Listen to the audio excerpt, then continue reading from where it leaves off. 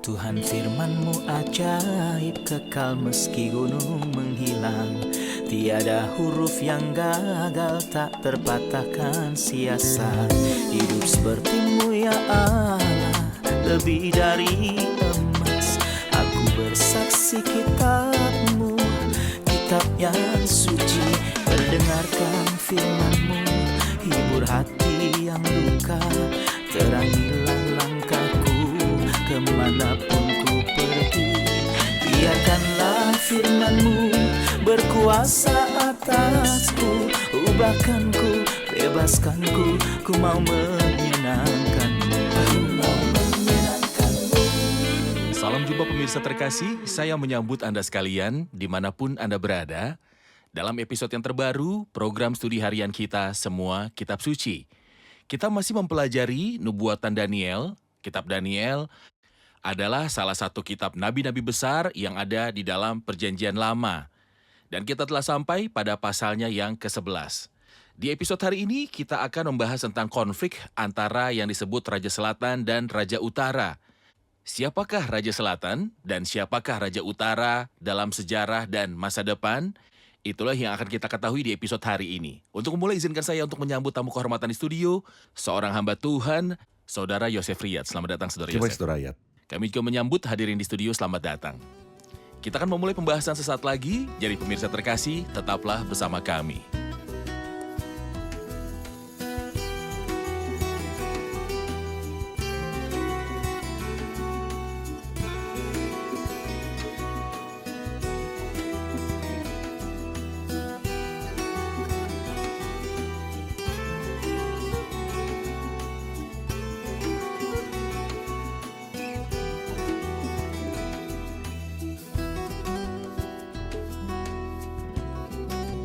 Berjumpa lagi Saudara Yosef. Terima kasih. Kita telah mencapai pasalnya yang ke-11. Mohon berikan kami gambaran tentang pasal ini dan juga pembagian-pembagiannya.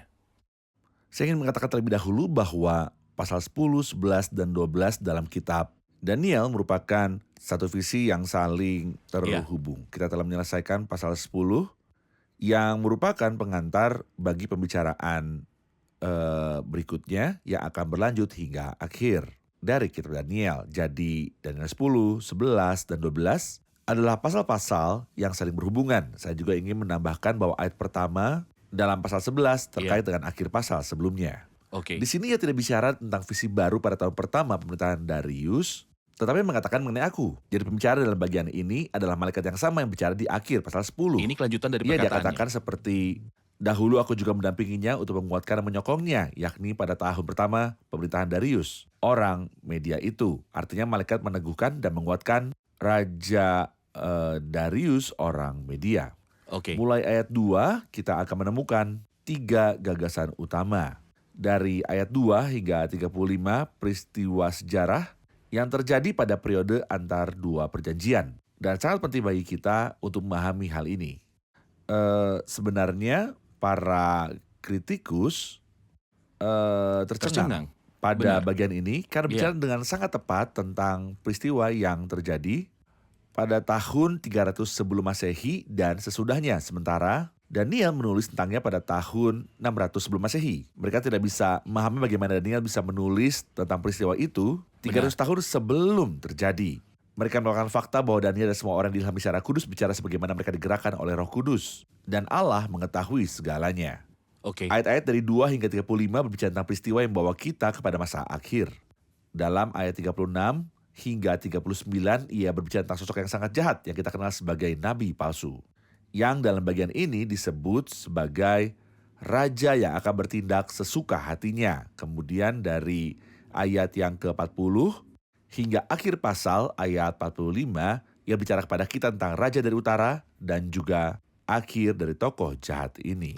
Jadi dalam pasal ini kita akan membahas peristiwa sejarah yang terjadi pada periode antara dua perjanjian yang merupakan masa jeda wahyu. Tepat. Yaitu dari tahun 397 sebelum Masehi hingga kelahiran Kristus atau kedatangan Yohanes Pembaptis. Dan kemudian ada pembahasan tentang nabi palsu dan juga tentang raja dari utara. Raja Utara. Benar. Saya akan membaca mulai dari ayat yang pertama dari pasal ini Seperti dahulu aku juga mendampinginya untuk menguatkan dan menyokongnya, yakni pada tahun pertama pemerintahan Darius orang Media itu. Oleh sebab itu aku akan memberitahukan kepadamu hal yang benar. Sesungguhnya 3 raja lagi akan muncul di negeri Persia, dan yang keempat akan mendapat kekayaan yang lebih besar dari mereka semua. Dan apabila ia telah menjadi kuat karena kekayaannya, ia akan berusaha sekuat-kuatnya melawan kerajaan Yunani. Kemudian akan muncul seorang raja yang gagah perkasa dan yang akan memerintah dengan kekuasaan yang besar dan akan berbuat sekehendaknya. Tetapi baru saja ia muncul, maka kerajaannya akan pecah dan terbagi-bagi menurut keempat mata angin dari langit. Jatuh bukan kepada keturunannya dan tanpa kekuasaan seperti yang dipunyainya, sebab kerajaannya akan runtuh dan menjadi milik orang-orang lain yang daripada orang-orang ini. Maka Raja Negeri Selatan akan menjadi kuat, tetapi salah seorang dari panglima-panglimanya akan menjadi lebih kuat daripadanya, dan orang ini memerintah, lalu kekuasaannya akan menjadi kekuasaan yang besar. Beberapa tahun kemudian keduanya akan bersekutu. Putri Raja Negeri Selatan akan datang kepada Raja Negeri Utara untuk mengadakan persetujuan, tetapi putri itu tidak berhasil, juga keturunannya tidak dapat bertahan. Putri itu akan diserahkan, demikian pula orang-orang yang mengantarnya, anak yang dilahirkannya, dan orang yang mengawininya. Dan pada waktu itu akan tumbuh suatu tunas yang seakar dengan putri itu menggantikan orang itu. Dan orang ini akan bergerak maju melawan tentara Raja Negeri Utara dan memasuki kota bentengnya, dan ia akan bertindak terhadap mereka, dan ia akan berkuasa. Bahkan dewa-dewa mereka dan patung-patung tuangan mereka dan barang-barang mereka yang berharga dari perak dan emas akan diangkutnya sebagai jarahan ke Mesir. Lalu beberapa tahun lamanya ia akan berhenti berperang melawan Raja Negeri Utara. Kemudian raja ini akan memasuki kerajaan Raja Negeri Selatan, tetapi kemudian pulang ke negerinya sendiri. Anda katakan ayat-ayat hingga ayat 35 berbicara tentang peristiwa sejarah yang terjadi pada periode antara 2 perjanjian yang dimulai tahun 397 sebelum Masehi. Siapakah raja itu? Dan siapakah raja yang keempat? Dan bagaimana dengan raja dari selatan dan utara? Apa yang baru saja Anda baca adalah ringkasan dari hampir 300 tahun. Dan itulah sebabnya para kritikus takjub akan keagungan bagian ini dari firman Tuhan. Dia berbicara tentang peristiwa besar dan penting tetapi dengan sangat singkat dan sangat tepat. Saya tidak tahu harus mulai dari mana, tapi jika saya mulai dengan ayat yang kedua, sesungguhnya 3 raja lagi akan muncul di negeri Persia. Dan yang keempat akan mendapat kekayaan yang lebih besar dari mereka semua. Oke. Ketiga raja tersebut adalah Kambis, Smerdis, dan Darius Histapis. Yang kisahnya kita baca dalam kitab Esra pasal 6 ayat 6, 7, dan 24. Lalu dia berkata, dan yang keempat akan mendapatkan kekayaan yang lebih besar dari mereka semua.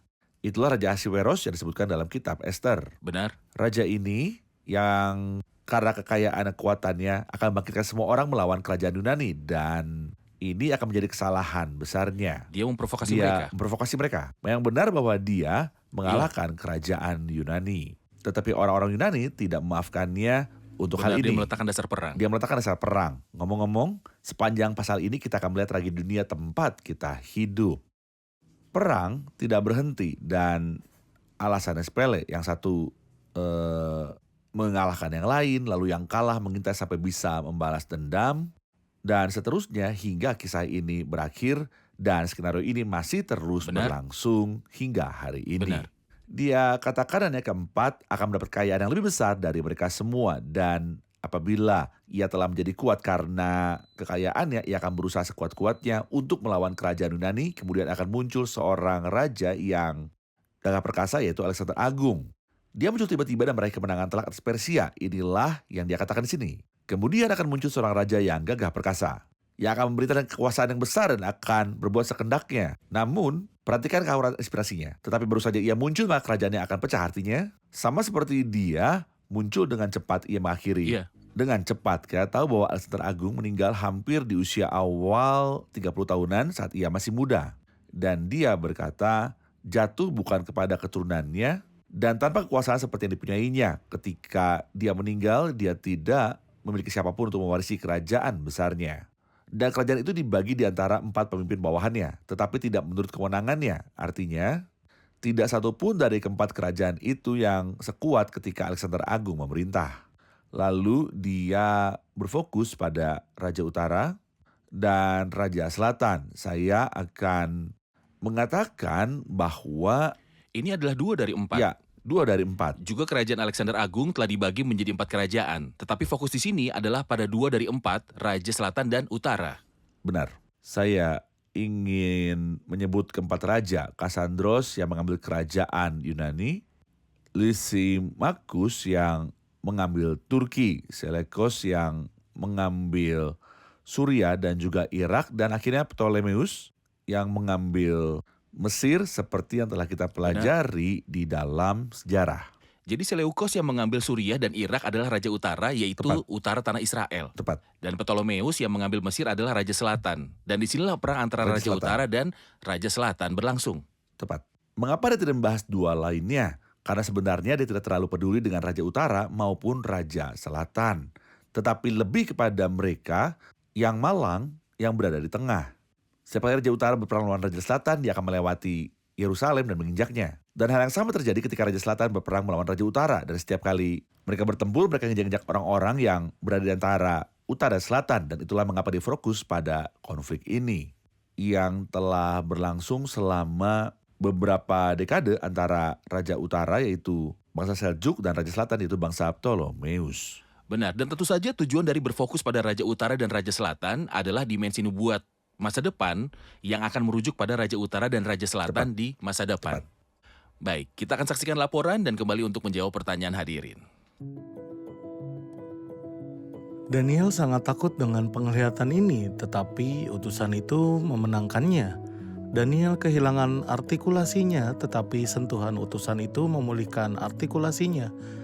Daniel merasa lemah dan kehilangan arah. Namun kata-kata malaikat membawa pesan itu memberikannya kekuatan. Tuhan sanggup saudaraku kekasih untuk memberikan kita kesembuhan saat terluka, kedamaian di saat kesusahan, dan kekuatan di saat kita lemah.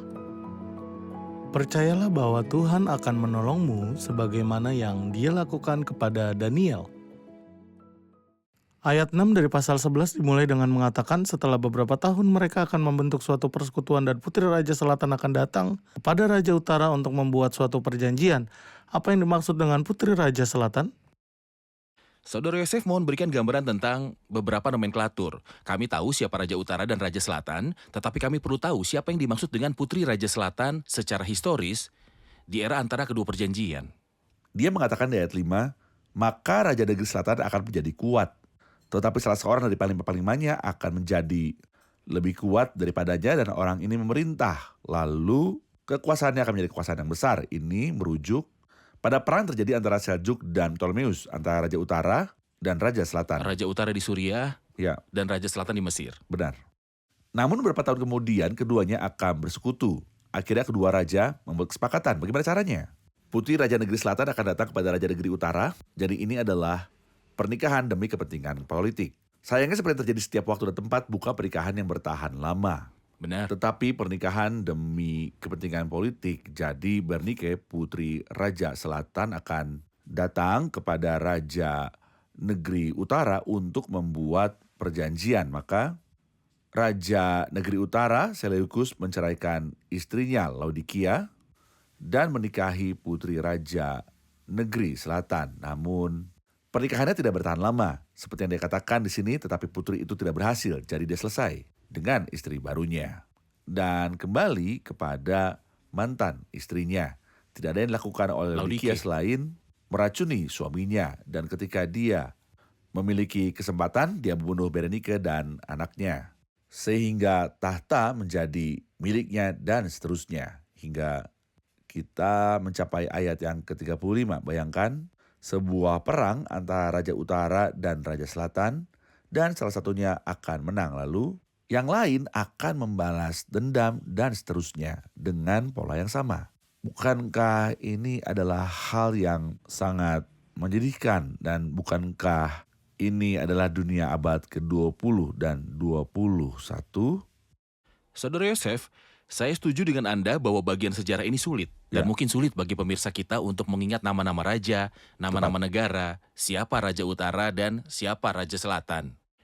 Jadi untuk memudahkan pemirsa kita yang terkasih, kami akan mengunggah sebuah file yang ada di situs web kami yang mencakup peristiwa sejarah, nama-nama raja, dan konflik yang terjadi dalam periode antara dua perjanjian yang disebutkan di dalam kitab Daniel pasal yang ke-11. Itu akan sangat bagus. Oke. Jika Anda tidak keberatan, saya ingin mengajukan sebuah pertanyaan yang tidak jelas di sini, tetapi kita perlu mengetahuinya sebagai rangkaian peristiwa yang meluas sepanjang Alkitab. Anda sebutkan bahwa mulai dari pasal ini, Yunani yaitu kekuatan barat akan mulai bergerak ke timur untuk menghancurkan kekuasaan timur. Artinya Persia ada di timur dan Yunani ada di barat. Di mana dalam Alkitab kita menemukan akar dari pergerakan barat menuju ke timur untuk mengalahkannya. Saat menafsirkan mimpi Nebukadnezar, Daniel menyebutkan 4 kerajaan berturut-turut. Kerajaan pertama adalah Babel, kemudian Persia, lalu kita melihat bahwa itu beralih ke Yunani dan akhirnya ke Roma. Dia beralih ke timur, ke barat untuk menggenapi nubuat lama yang telah dia katakan sebelumnya. Di sini dia berfokus pada 2 kerajaan dan tidak menyebutkan Babel maupun Roma. Dalam bagian ini dia berfokus pada Persia dan Yunani serta transisi dari kerajaan kedua dan ketiga, dan kata lain transisi dari Asia ke Eropa. Yang mengejutkan saudara ayat, Anda menemukan ini dalam nubuat Alkitab yang hampir tertua yang disebutkan dalam Kejadian pasal 9. Di dalam kitab Kejadian pasal 9, Alkitab mengatakan, ia juga berkata, terpujilah Tuhan semesta alam, Sem, tapi hendaklah Kanaan menjadi hamba baginya. Pertama, dia memberikan penghakiman atas Kanaan. Terkutuklah Kanaan, hendaklah ia menjadi hamba yang paling hina bagi saudaranya, dan melalui keturunan Kanaan, Afrika pun dihuni. Dan memang mereka tetap menjadi budak selama bertahun-tahun hingga para budak itu dibebaskan. Ia juga berkata, terpujilah Tuhan Allah Sem, tapi hendaklah Kanaan menjadi hamba baginya. Perhatikanlah bahwa semua nabi dan penulis wahyu adalah keturunan Sem. Dan itulah mengapa dia berkata, terpujilah Tuhan Allah Sem. Lalu dia mengatakan sesuatu yang menakjubkan, Allah meluaskan kiranya tempat kediaman Yafet. Dan hendaklah ia tinggal dalam kemah-kemah Sem, tetapi hendaklah Kanaan menjadi hamba baginya. Kapan nubuat tadi terjadi? Allah meluaskan kiranya tempat kediaman Yafet. Dan hendaklah ia tinggal dalam kemah-kemah Yafet Sem. adalah Eropa. Yafet adalah Eropa dan Sem adalah Asia. Dalam pasal kita ini, Ahasveros melakukan kesalahan terbesarnya ketika ia berperang memprovokasi Yunani.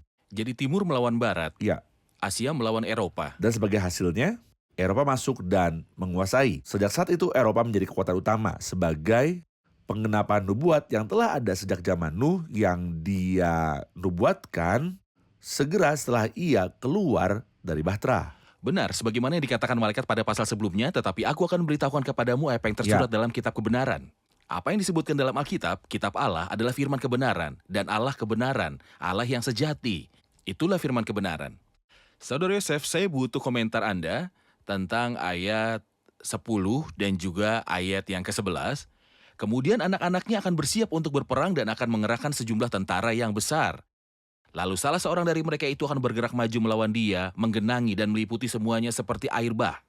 Dan pada serbuan yang kedua kalinya ia akan sampai ke benteng musuhnya. Maka menggeramlah Raja Negeri Selatan itu, lalu maju berperang melawan Raja Negeri Utara yang telah mengerahkan sejumlah tentara besar, dan tentara besar itu akan jatuh ke tangan musuhnya. Mohon jelaskan pihak-pihak yang berkonflik. Sebenarnya saya merasa kasihan kepada pemirsa. Mengapa saya merasa kasihan kepada pemirsa? Karena kejadian-kejadian akan tetap mengikuti pola ini sampai ayat 35. Pola seperti apa ini? Dalam ayat 8, Raja Selatan yang marah karena pembunuhan saudara perempuannya akan melawan Raja Utara untuk membalaskan kematian saudara perempuannya Bernice yang telah dibunuh oleh Laodikia. Bahkan dewa-dewa mereka dan patung-patung tuangan mereka.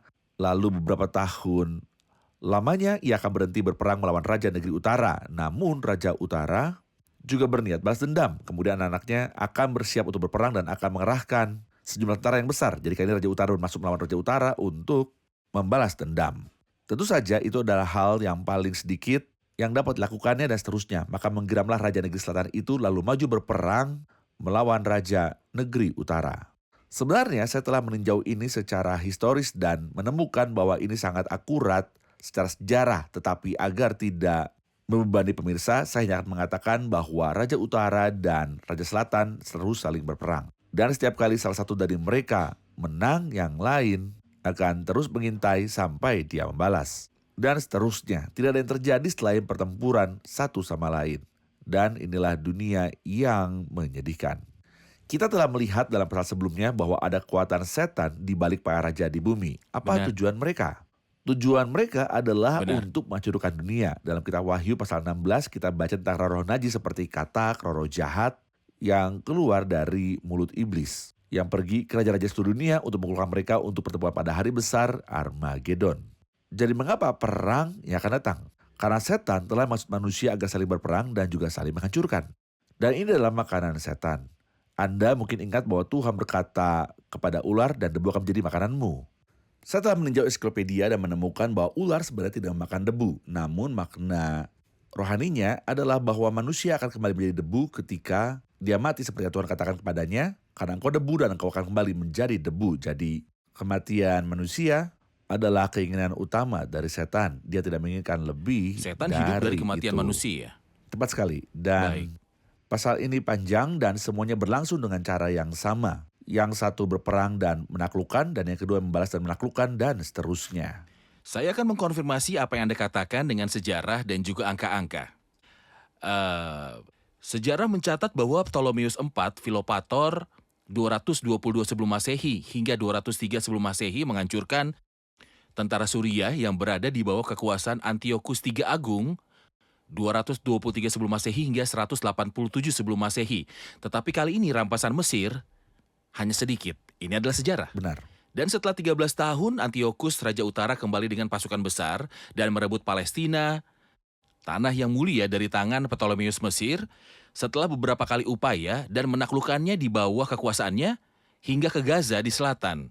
Dan inilah yang dikatakan sejarah.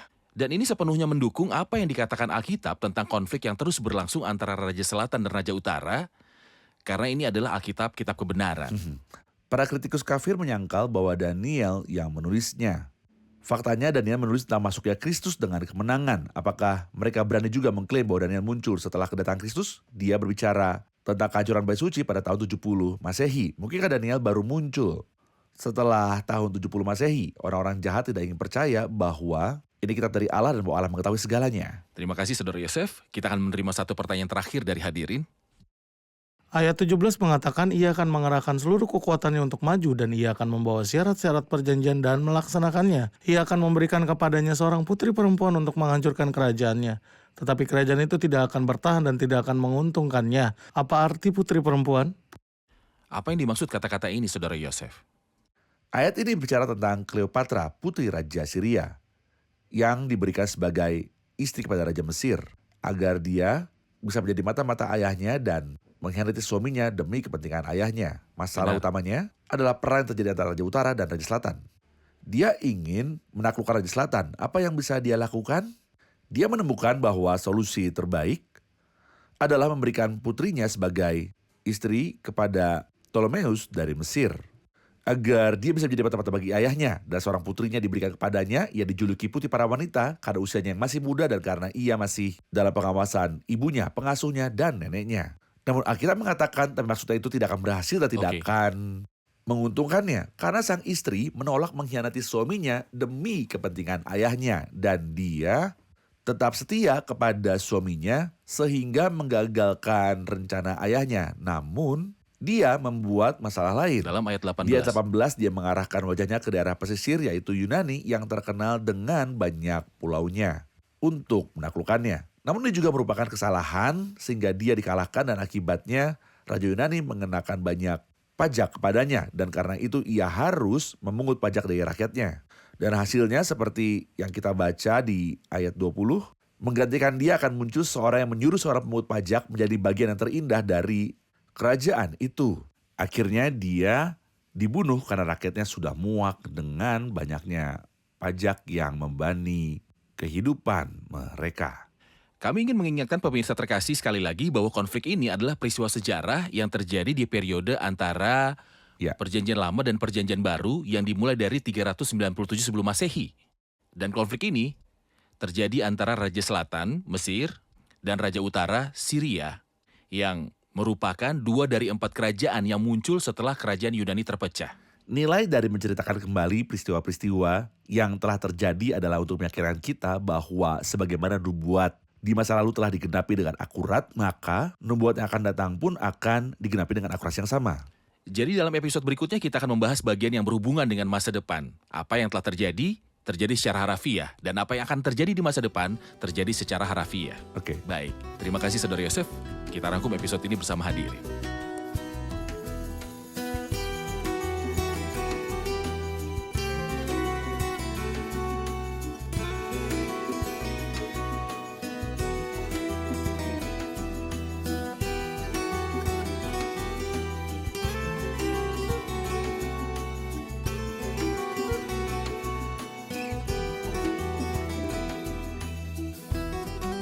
Halo semua. Pasal 11 ayat 2 menyebutkan 3 raja yang akan muncul di Persia dan seorang keempat yang akan jauh lebih kaya dari semuanya. Adakah yang bisa mengingatkan tentang 4 raja dari Persia ini? Siapakah mereka? Kambis, Semerdis, Darius, dan Ahasuerus. Apakah peristiwa ini sudah terjadi ataukah terjadi Ia di masa ditamat depan? kalas. Sudah terjadi. Kapankah peristiwa ini terjadi? Pada masa antara 2 Di wasiat antara 2 tersebut. perjanjian dalam periode kesunyian Wahyu. Saudara Yosef? Benar, di akhir kerajaan Persia. Benar. Selanjutnya dia berbicara tentang konflik yang terus berlangsung antara Raja Utara dan Raja Selatan. Siapakah Raja Selatan dan siapakah Raja Utara? Raja Utara adalah Suriah dan Raja Selatan adalah Mesir, Utara berarti sebelah utara Bagian Israel, selatan. selatan berarti sebelah selatan Israel. Israel. Saudara Yosef? Seljuk di utara dan bangsa Ptolemeus di bagian selatan. Mereka adalah 2 dari 4 kerajaan yang muncul setelah kerajaan Yunani terpecah pada periode antara 2 perjanjian. Terima kasih semua, terima Benar. kasih Saudara Yosef, Tuhan Tuhan berkati. Pemirsa terkasih, apa yang telah kita bahas dalam episode hari ini dalam kitab Daniel pasal 11 telah terjadi secara historis dalam periode yang dimulai 397 sebelum Masehi dalam masa antara perjanjian lama dan perjanjian baru. Sejarah kerajaan-kerajaan membuktikan bahwa peristiwa-peristiwa itu terjadi dengan sangat-sangat tepat. Mengapa? Karena kitab yang menubuatkan tentang hal-hal itu adalah kitab dari Allah. Allah mengetahui, Allah berkuasa atas segala sesuatu, Allah mengatur semua peristiwa, dan mengarahkannya untuk menggenapi kehendaknya. Dalam episode berikutnya oleh anugerah Tuhan, kita akan mempelajari ayat-ayat dari 20 hingga 39 dari pasal yang ke-11, dan kita akan membahas lebih banyak peristiwa sejarah yang terjadi dalam periode antara 2 perjanjian sebelum kelahiran Tuhan Yesus Kristus dalam rupa manusia. Pemirsa terkasih, sampai jumpa di episode selanjutnya. Kiranya Tuhan besertamu.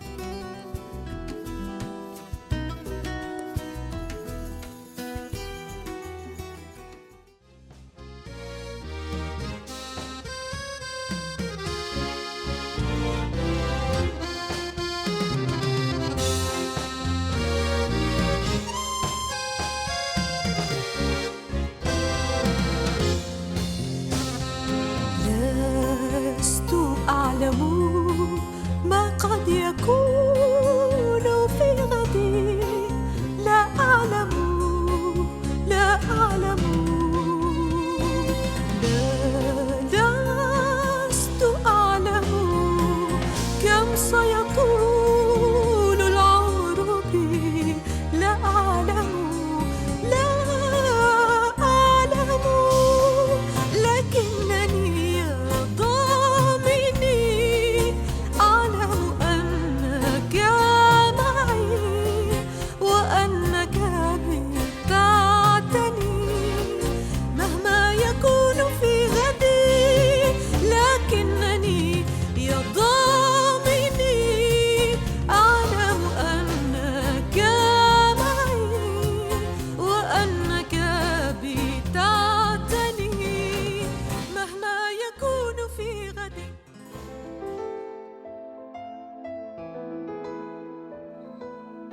Tuhan firman-Mu ajaib, kekal meski gunung menghilang.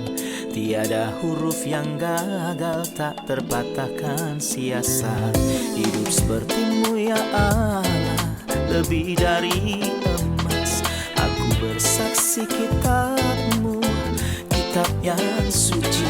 Mendengarkan firman-Mu, hibur hati yang duka. Terangilah langkahku kemanapun ku pergi. Biarkanlah firman-Mu berkuasa atasku. Ubahkanku, bebaskanku, ku mau menyenangkan-Mu. Tuhan firman-Mu ajaib, kekal seluruhnya. Ubah dan bebaskan aku.